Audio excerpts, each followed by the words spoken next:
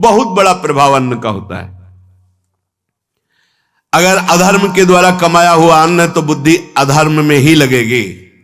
यदि भोजन पकाते समय, रसोई रांधते समय आप विकारात्मक चिंतन कर रहे हैं तो कोई भी प्रसाद पाए उसके अंदर विकार जागृत हो जाएगा।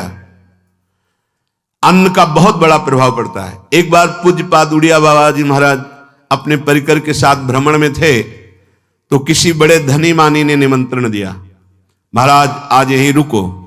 तो बाबा ने कहा हम लोग गांव के अंदर नहीं रुकते, तो बाहर कोई वृक्षों का समुदाय जंगल जैसा, तो उसमें वहां रुके, पर भोजन उनकी तरफ से, भोजन सबने पाया।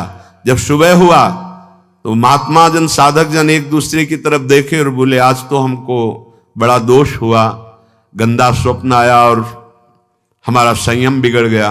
बोले ये तो हमको भी हुआ, जितने थे सबको हुआ। उड़िया बाबा के समीप गए, बाबा ने कहा अच्छा ऐसा हुआ, ये तो अन्न दोष है, बुलाओ सन्न पवाने वाले को, फिर चलेंगे।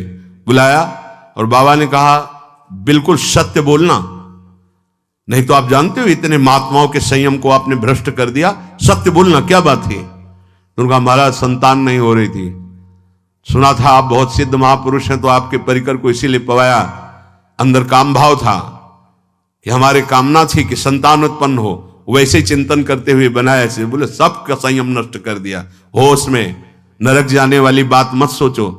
अरे संतों को पवाओ जैसे अपने पुत्र को पवाते हैं, ऐसी भावना करनी चाहिए। आज हो भाग्य तो परिणाम खुद मंगल में निकलेगा। काम भाव से युक्त होकर क्यों बनाया, सब संतों के अंदर विकार पैदा कर दिया।